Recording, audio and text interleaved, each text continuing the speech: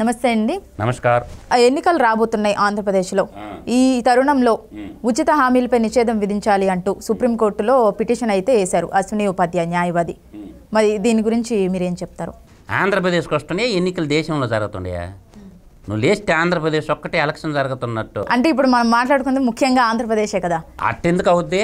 అవకతవకలన్నీ అరాచకాలన్నీ ఆంధ్రప్రదేశ్లోనే జరుగుతున్నాయి. లోక్సభకి లేస్తే ఆంధ్రప్రదేశ్ ముఖ్యమంత్రి ఏదో అమాయకుడని నోట్లో వేలు పెడితే కొరకలేడని ఆయన గురించి అడుగుతారు ఎందుకు ప్రతిసారి మీరా? ఎవరు జగన్ గారా? నోట్లో వేలు పెడితే కొరకలేరా? కొరకలేడు. ఏంటంటే ఇవాళ ప్రజాస్వామ్యంలో రాజకీయ పార్టీలు కొన్ని ఏం చేస్తున్నాయంటే ప్రజలకి ఉచిత హామీలు ప్రకటించి తద్వారా ఓట్లు రాబట్టుకోవడం దానికి ఒక పథక రచన చేసినాయి చాలా పార్టీలు. ఇది రాజ్యాంగ విరుద్ధము అని నా బోటి తింగరోడు ఎవరో నా బోటి తింగర యధవ ఒక పిల్లేసిండు. దాన్ని ఏం చేసిండంటే నేను తింగరోను కదా, అసలే తిక్కలోను కదా సార్, ఇది ఒకరు పరిశీలించండి అని ఒక పిల్లి వేసాడు అశ్విని ఉపాధ్యాయ గారు. ఎలక్షన్కి ముందే దీని మీద ఏదో ఒకటి చెప్పి సావండి, నేను రైజ్ చేసిన పాయింట్ ఉచితమా అనుచితమా అని వేసాడు పిల్లు అశ్విని ఉపాధ్యాయ. వేసినప్పుడు ఏం చేయాలా? దేశ అత్యున్నతమైనటువంటి న్యాయస్థానం సుప్రీంకోర్టు ప్రధాన న్యాయమూర్తి గారు ఒక 3 జడ్జీలను పెట్టుకొని ఒరే ఈ పిచ్చోడు పిల్లి వేసిండు దీన్ని ఏందో చదవదోరని చదివితే ఈ ఉచిత హామీలు ఇవ్వటం అనేది రాజ్యాంగ విరుద్ధము, అవినీతిని ప్రోత్సహించడమే అన్న పాయింట్ అన్నమాట. ఓట్లని కొనుగోలు చేయటమే, ప్రజల్ని ఏమార్చి ఓట్లు కొనటమే.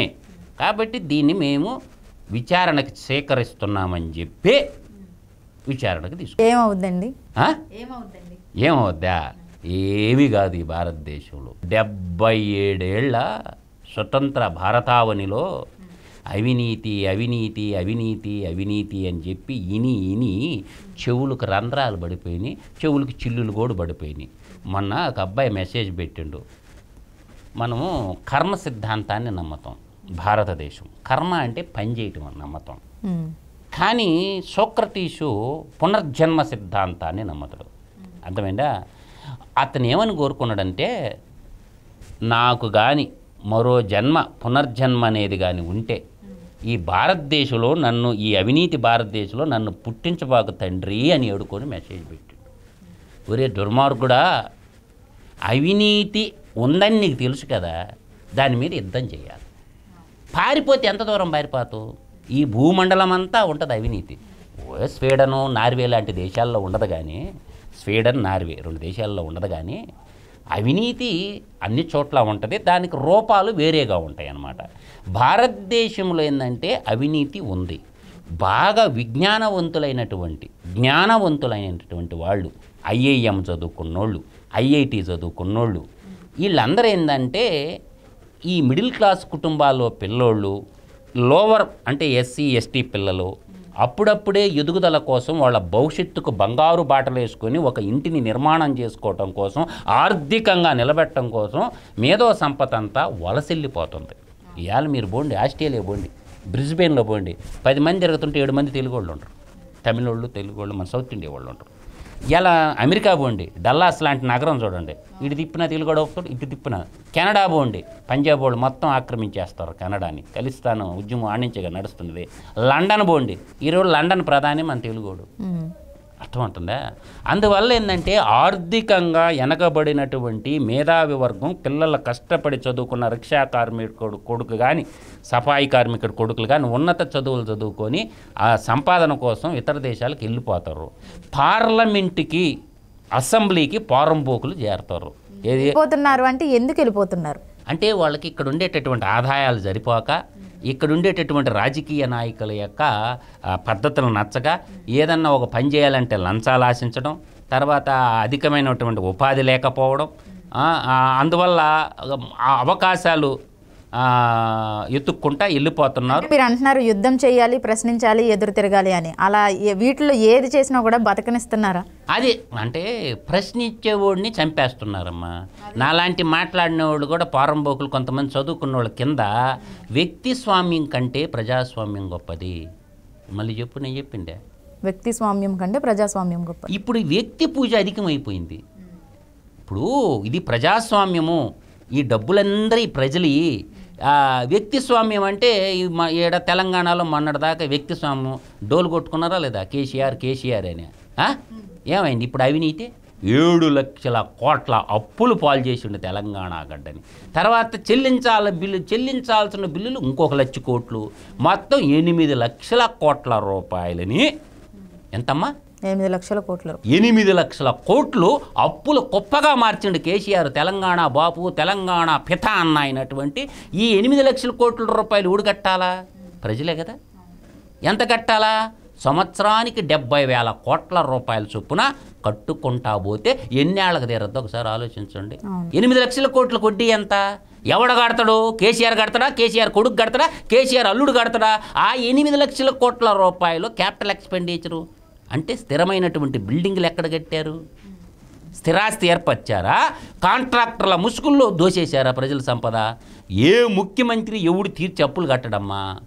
మళ్ళీ ప్రజలే కట్టాలి ఆ అప్పు. కేసీఆర్ ముఖ్యమంత్రి కాకముందు తెలంగాణ 70,000 కోట్ల అప్పు ఉన్నది. ఎంత ఉన్నది? 70,000 కోట్ల. కేవలం 70,000 కోట్ల అప్పు ఉన్నది. అప్పుడు ఆ 70,000 కోట్ల రూపాయలు నెలకి ఒక 6,000 కోట్లు కానీ కేటాయిస్తే 12 ఎంత? 72 సంవత్సరం రోజుల్లో తీరిపోయేది అప్పు. ఈరోజు అప్పులు కుప్పగా మార్చేశాడు. ఇవాళ ఆయన దిగింటికి పోయిండు. అంటే ఒక పార్టీ అనేది రాజకీయ అధికారంలో ఉంటే నీ ఇష్టం వచ్చినట్టు అప్పులు చేసి మళ్ళీ తిరిగి ప్రజలు కట్టమంటారా? ఈ సంక్షేమ పథకాలు కూడా అటువంటివేనమ్మా. నీకు ఇచ్చినట్టే ఇస్తాడు, తిరిగి నీకాన్నే వసూలు చేస్తాడు.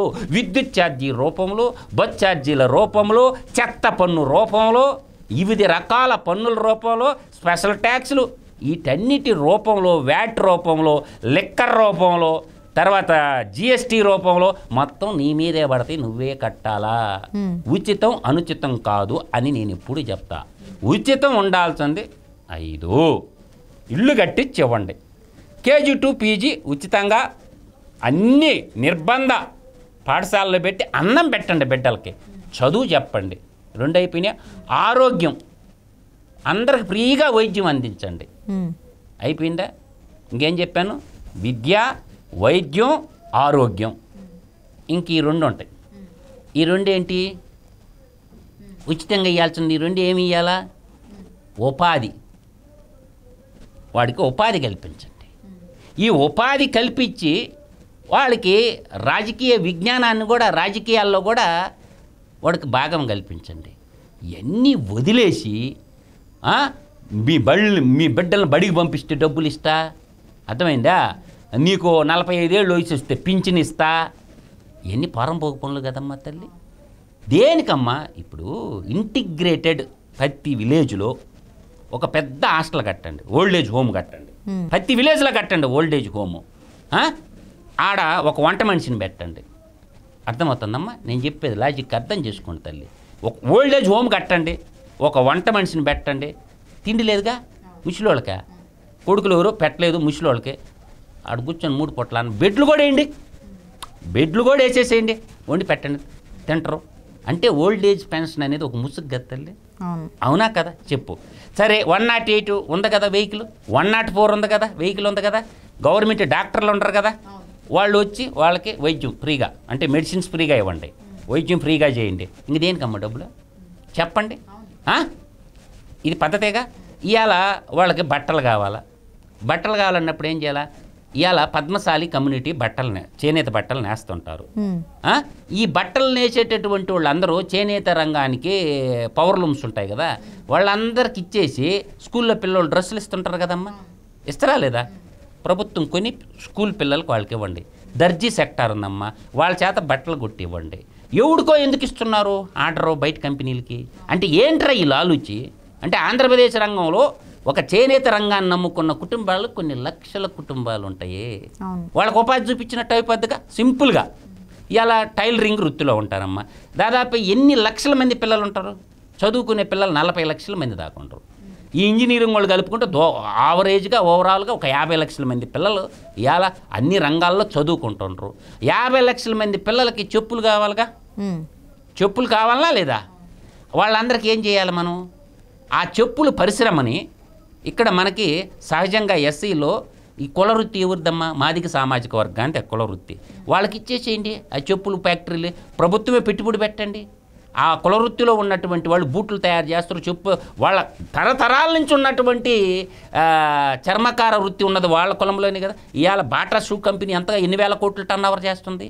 ఆ షూ టెక్నాలజీ, లెదర్ టెక్నాలజీని తీసుకొచ్చి పెట్టేసి పరిశ్రమను పెట్టేసి మన బిడ్డలకి మన షూ మనమే ప్రొడక్షన్ చేసి మనం ఇచ్చామనుకమ్మా, ఎంప్లాయ్మెంట్ వచ్చిందా? లెదర్ టెక్నాలజీ చదువుకున్న పిల్లలకి వచ్చేసిందా? తర్వాత మన బిడ్డలకే వచ్చిందా? ఆ చెప్పులను తీసుకోపోయి స్కూల్ పిల్లలకి కాలేజీ పిల్లలకి ఇచ్చామనుకోండి, మన డబ్బు మన కాడే ఉందా? ఈ విధంగా అయినటువంటి ఆలోచన ఎందుకు చేయరు? ఇవాళ ఇంకోటి కూడా చెప్తానమ్మా, పుస్తకాలు ఉన్నాయి, స్టేషనరీ ఉంది. ఈ స్టేషనరీ తయారు చేయడానికి ఏమి ఉండాలా? ప్రింటింగ్ అండ్ స్టేషనరీ అని ఒక డిపార్ట్మెంట్ ఉండేదమ్మా. ప్రభుత్వానికి సంబంధించినటువంటి అన్ని పుస్తకాలు కేజీ టు పీజీ దాకా ఇవాళ వేలల్లో అవుతాయమ్మా. ఇది ఎంబీబీఎస్ చదివే పిల్లలకు పుస్తకాలు కొనాలంటే ఒక్కొక్క పుస్తకమే 10,000 రూపాయలు కూడా ఉంటుందన్నమాట. ఈ పుస్తకాలన్నీ ప్రింటింగ్ ప్రెస్ ఉండేదన్నమాట.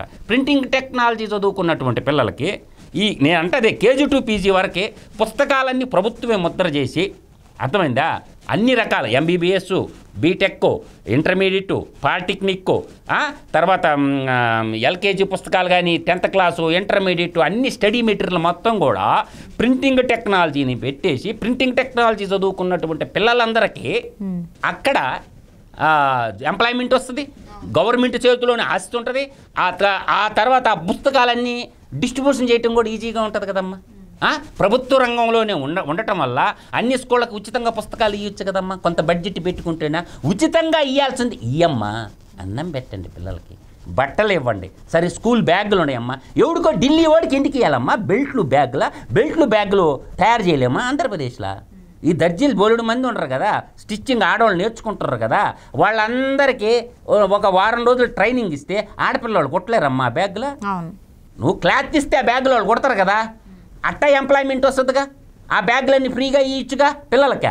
ఈ విధమైనటువంటి ఆలోచన చేయకుండా కార్పొరేట్లకు ఊడిగం చేస్తూ మేము ఉచితం ఇచ్చినాం, వీడు బాబుగాడు సొమ్మిస్తున్నట్టు ప్రజలందరూ పన్నుల రూపంలో కట్టిన డబ్బుని మీరు మెక్కుతా మీరు ఆరే హెలికాప్టర్లో రూపాయి జీతం తీసుకుంటున్నాడు ముఖ్యమంత్రి. ఎవడు చెప్తాడు సొల్లు కబుర్లా? నీ ముఖ్యమంత్రి ఎక్స్పెండిచరు మగోడు వేసి లిస్టు బయట పెట్టు. ఎంతో నువ్వు 5 ఏళ్లలో హెలికాప్టర్లకు ఎంత ఖర్చు పెట్టినావు, గిఫ్టులకి ఎంత ఖర్చు పెట్టినావు, సీఎం ఆఫీసు జీలో దమ్మున్నాడు కూడా బయట పెట్టమను. 1000 కోట్లు నాకేసి ప్రజలకేదో పప్పులు వెళ్ళాలి పథకాలు ప్రజలకి ఇచ్చేసి ప్రజల సొమ్ము ప్రజలకి ఇచ్చి ఓట్లు కొనటం అనేది దుర్మార్గం అమ్మ ఈ ప్రక్రియ. దీన్ని ఏదో ఒక మూల అశ్విని ఉపాధ్యాయ గారికి ప్రణామం అయ్యా, నీకు చేతులెత్తి మొక్కుతుండా ఈ పిల్లేసినందుకు. ఇటువంటి వాళ్ళు అమ్మ భారతీయులు అంటే వీళ్ళు. ఇలా డివై చంద్రచూడ్ గారు మన ప్రధాన న్యాయమూర్తి గారు కూడా కఠినమైన నిర్ణయం తీసుకోవాలమ్మా. ఈ దేశం బాగుపడాలంటే రోడ్లు వేయడానికి డబ్బులు లేవు, ఇలా ఇరిగేషన్ ప్రాజెక్టులు కట్టాలంటే డబ్బులు లేవు, ఏది చేసినా డబ్బులు లేవు, అప్పులు చేయటమైనా అప్పుల కుప్పగా మిగిలిస్తున్నారు భారతదేశాన్ని. అందుచేత ఏంటంటే విజ్ఞానవంతులైనటువంటి మేధావులైనటువంటి వాళ్ళు ఈ పిల్లని ప్రతి ఒక్కరు సమర్థిస్తూ అందరూ ఉత్తరాలు రాయండి సుప్రీంకోర్టు చీఫ్ జస్టిస్ గారికి. ఉచితంగా ఇవ్వాల్సింది గృహ నిర్మాణము, ఇల్లు లేని పేదవాడికి ఇల్లు కట్టించవండి. చదువుకుంటున్నటువంటి పిల్లలకి ఉచితంగా విద్య చెప్పండి. అనారోగ్యంగా ఉన్నటువంటి వాళ్ళు ఎవరన్నా కానీ అమ్మా, క్యాస్ట్ లేదు, మతం లేదు, ఏదన్నా లేదు, ప్రభుత్వ హాస్పిటల్లోనే వైద్యం ఫ్రీగా చేసి పెట్టండి. అర్థమైందా? మిగతా అన్నీ కూడా ఎత్తిపారేయాలమ్మా, ఎత్తిపోతల కింద. మూడోది ఏంటంటే ప్రైవేట్ స్కూళ్ళన్నీ బ్యాన్ చేయాలా. నాలుగోది ప్రైవేట్ విశ్వవిద్యాలయం మొత్తం బ్యాన్ చేయాలా. గవర్నమెంట్ సెక్టార్లోని జిల్లాకు ఒక యూనివర్సిటీ పెట్టేసి అన్ని రంగాల కోర్సుల్ని ప్రభుత్వ రంగంలో, విద్య ప్రభుత్వ రంగంలో ఉండాలా, వైద్యం ప్రభుత్వ రంగంలో ఉండాలా. అన్ని ప్రభుత్వ రంగంలోనే ఉండటం వల్ల మనకి లెక్క పత్రం ఉంటుంది. ఎంబీబీఎస్ చదువుకున్నారు, ఎక్కడ పోయి ఉద్యోగాలు చేయాలమ్మా? వాళ్ళందరూ ప్రభుత్వ రంగంలో హాస్పిటల్లో ఉంటే నర్సింగ్ చేశారమ్మా, బీఎస్సీ నర్సింగ్ చేశారు, ఎక్కడికి పోయి ఉద్యోగాలు చేయాలమ్మా? ఏఎన్ఎంలుగా, నర్సులుగా మొత్తం ఉద్యోగాలు ఉంటాయి కదా, పిహెచ్సీలు డెవలప్ చేస్తే. అందువల్ల చదువుకున్న పిల్లలకు ఉద్యోగాలన్నీ వస్తాయి. ఒక తరం పై ఇంకో తరం, ఒక తరం పై ఇంకో తరం వస్తుంది. కానీ విద్యని వ్యాపారాత్మం చేసేసి మేము ఇప్పుడు డబ్బులు ఇస్తాం, డబ్బులు ఇచ్చే దేనికో తెలిసిన ఇది పెద్ద లఫుట్నా కొడుకులు చేసే పని. ఇవాళ ఒక మల్లారెడ్డి కానీ 14 కాలేజీలు ఉన్నాయి. చదువు చందిలు లేనోడికి 14 కాలేజీలు ఎట్టొచ్చినాయి అమ్మ. దోపిడీ అంటే ప్రభుత్వం ఏంటంటే ఆడ కాలేజీలు పెట్టేది ఒక పిల్లోడికి ఇంతని. ఆడ లెక్చరర్లు కూడా ఉండరమ్మా, క్వాలిటీ లెక్చరర్స్. అదే ప్రభుత్వ రంగంలో ఉంటే ఎంఎస్సీలు, బీఈడీలు, పిహెచ్డీ చేసిన వాళ్ళు కరెక్ట్గా ఉండరు.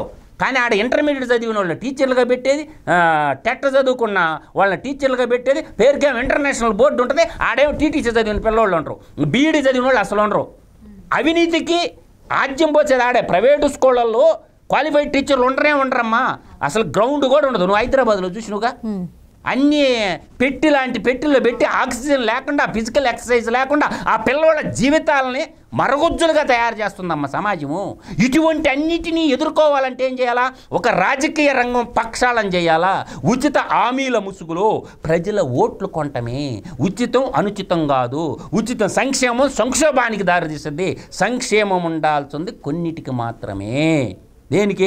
డబ్బులు ఇస్తుండంటే డబ్బులు చెట్లు కాయవు, సంపాదించుకుంటేనే డబ్బులు వస్తాయి. డబ్బులు చెట్లు కాయవు. మళ్ళీ చెప్తున్నాను, డబ్బులు అనేవి సంపాదించుకుంటే వస్తాయి.